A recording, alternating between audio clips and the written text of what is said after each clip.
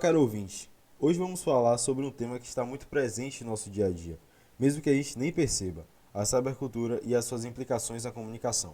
A internet transformou a forma como nos comunicamos, criamos conteúdo, interagimos e até percebemos a nossa visão sobre o mundo. Vamos explorar os principais conceitos e fenômenos que fazem parte desse universo digital. Fica com a gente, porque além de aprender, você vai perceber como tudo isso está mais próximo da sua realidade do que você imagina. Seja muito bem-vindo ao nosso podcast. Eu sou Bernardo de Santana. E eu sou Beatriz Dias e o nosso podcast começa agora.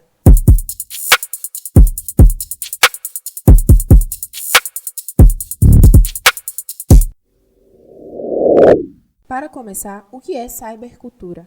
Convidamos o especialista no assunto, Guilherme Costa, para falar sobre o assunto. Cybercultura é o conjunto de práticas, comportamentos, valores, modos de comunicação e formas de organização social que vão surgir a partir do uso de tecnologias digitais e da internet. A partir da década de 90, esse termo foi popularizado, cybercultura, pelo filósofo francês Pierre Levy. Ele acredita que a cybercultura destaca a forma de viver em sociedade, onde o conhecimento é construído coletivamente e circula em redes digitais. Seguindo com o nosso podcast, o que são as redes sociais no mundo da cybercultura? E não só isso, como elas produzem conteúdo colaborativo. Nós vamos voltar a conversar agora com o nosso especialista, Guilherme Costa, que vai comentar sobre as redes sociais e o conteúdo delas. E quem nunca riu de um meme? Mas eles são mais do que piadas. São formas de comunicação cultural que expressam ideias, críticas e sentimentos. Eles se espalham rapidamente e refletem o pensamento coletivo de uma época. Além disso, memes ajudam a traduzir temas complexos em formatos simples e acessíveis. Guilherme, como poderemos interpretar os memes nos dias de hoje? A gente vê hoje em dia a popularização de redes sociais como Instagram, TikTok, Twitter. Todas essas redes sociais criam novas linguagens e expressões, criam memes, emojis, gifs e hipertextos. Todos esses são exemplos de uma comunicação, uma cybercultura que nada mais é do que uma cultura digital que está sendo criada na internet. A internet é um lugar que o ser humano está cada vez mais se adaptando, inclusive tendo até ideias como o metaverso, onde as pessoas vão cada vez mais se inserir no digital e ter talvez cada vez menos contato no presencial.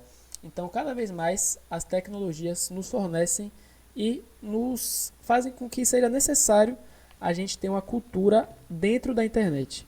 Temos hoje muitos influenciadores que cada vez mais as pessoas jovens, crianças que se inspiram nessas pessoas, criam-se cultura para a sua vida a partir do que esses influenciadores venham a falar. Porque as redes sociais, elas não são apenas lugares para você postar foto ou algo do tipo. Elas são plataformas digitais e tecnologias que permitem a criação e o compartilhamento de informações. A gente sabe que hoje o compartilhamento de informações pode ser algo muito bom ou também pode ser algo muito ruim. Na internet, a gente não lê do começo ao fim, como num livro. A gente navega, e isso se deve ao hipertexto. Outro ponto forte na cybercultura são as comunidades virtuais. Pessoas se conectam por interesses em comum, formando grupos que trocam experiências e informações. Mas nem tudo são flores. Com tanto conteúdo circulando, surgem também os problemas das fake news e da desinformação. As fake news se espalham rápido, muitas vezes mais que a verdade. Isso afeta as eleições, a saúde pública e a confiança nas instituições. Por isso, é essencial ter pensamento crítico e checar fontes. A alfabetização digital é cada vez mais importante. Bom, e até como o Guilherme falou também, né, eu acho que acredito que as redes sociais, na verdade, hoje têm sido, além de ser uma forma de alcance, né, de informação, também se tornou uma certa profissão, querendo ou não, né? E a gente tem que tomar muito cuidado com o que a gente espalha, né? O jornalismo hoje está muito avançado, trazendo em relação à informação, né? A trazer mais informação ao público de uma maneira mais fácil, né? Usando as redes sociais. A gente tem que ter cuidado em relação a justamente fake news, a falta de informação, a desinformação, como o Guilherme falou, né? De outros sites, outros perfis, né? Que hoje a gente toma como um parâmetro de informação até maior do que as emissoras, né, o que a gente acredita hoje em dia. Você já reparou que as redes sociais mostram só o que você gosta? Isso é culpa dos algoritmos.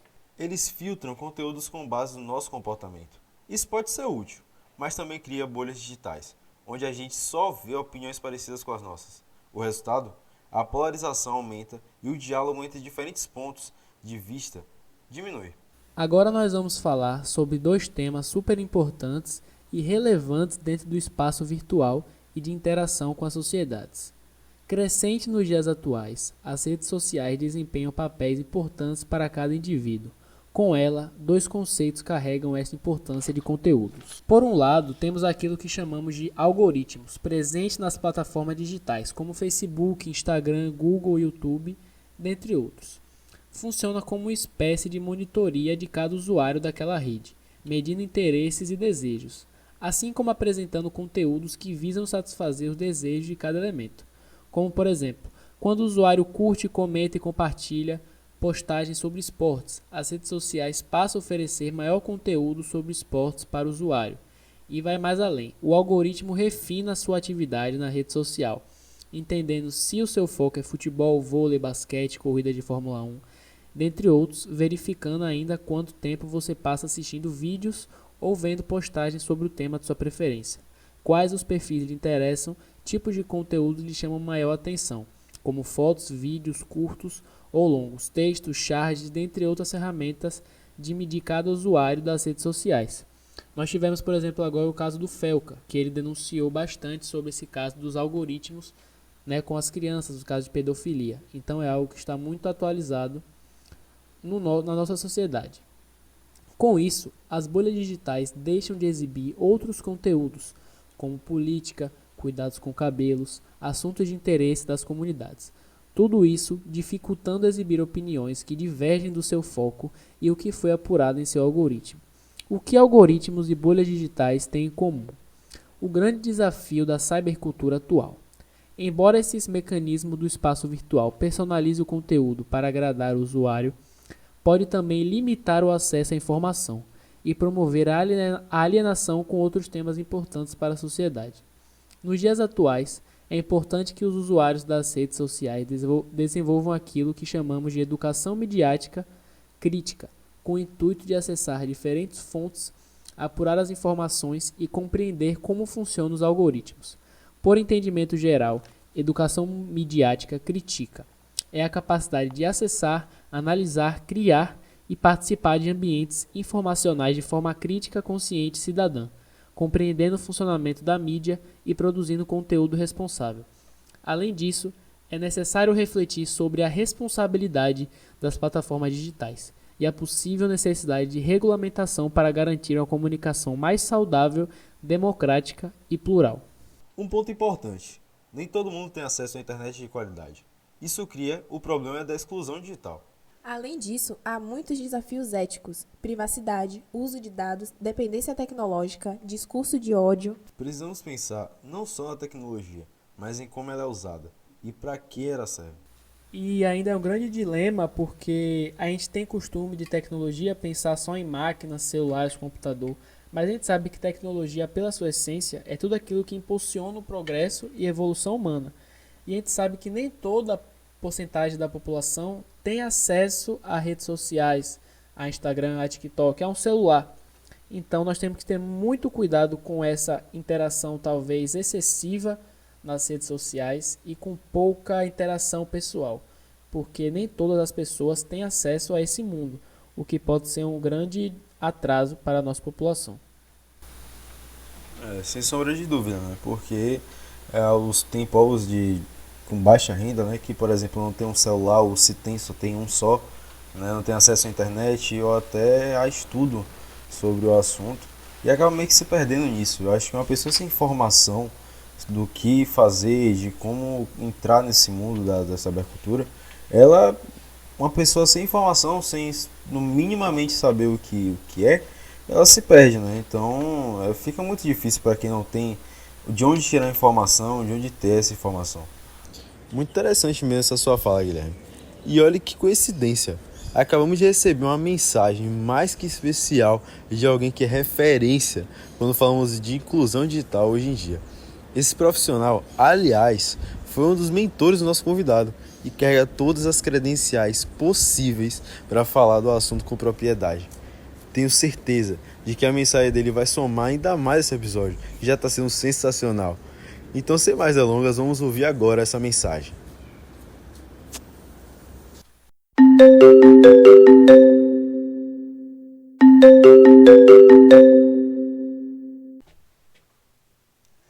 Ao falar de tecnologia, é muito comum associarmos a máquinas ou ao digital.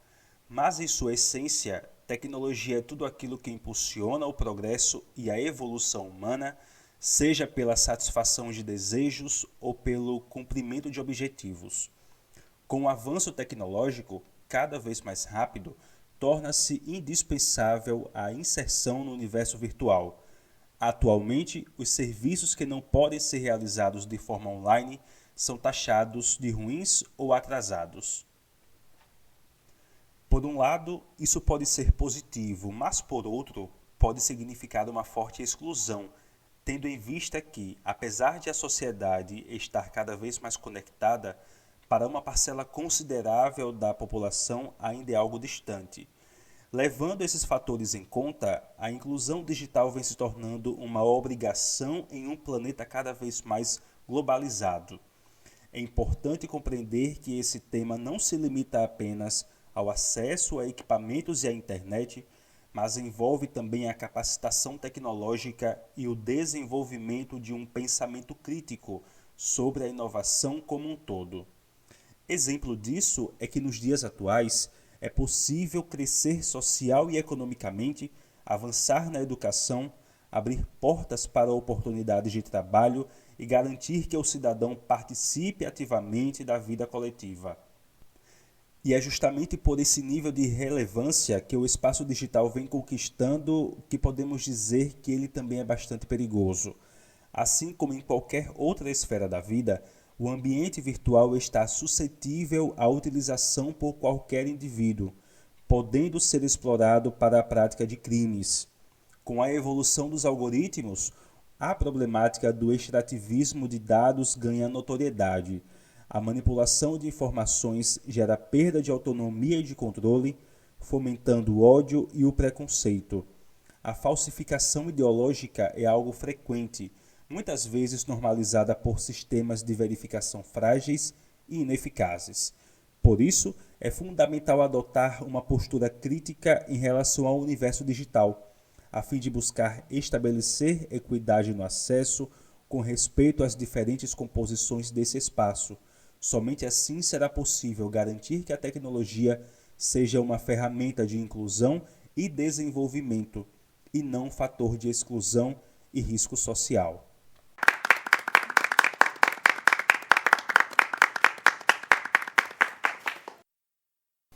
A cybercultura está em tudo, na forma como conversamos, aprendemos, nos divertimos e até como nos informamos. Esperamos que esse episódio tenha te ajudado a entender melhor esse universo e a forma como pensar criticamente sobre o seu papel dentro dele. Nós somos estudantes de jornalismo da UniFTC e este conteúdo foi produzido em parceria com a professora Aline Luz através da disciplina Cybercultura e Novas Tecnologias. Com a apresentação final de Beatriz Dias e Bernardo Santana e edição de Tiago Fernandes. Roteiro final de Edson Júnior, entrevista com Guilherme Costa e produção técnica com Alisson Moraes. Este foi o nosso podcast. Se você curtiu o conteúdo, compartilhe com seus colegas e professores. E até o próximo episódio.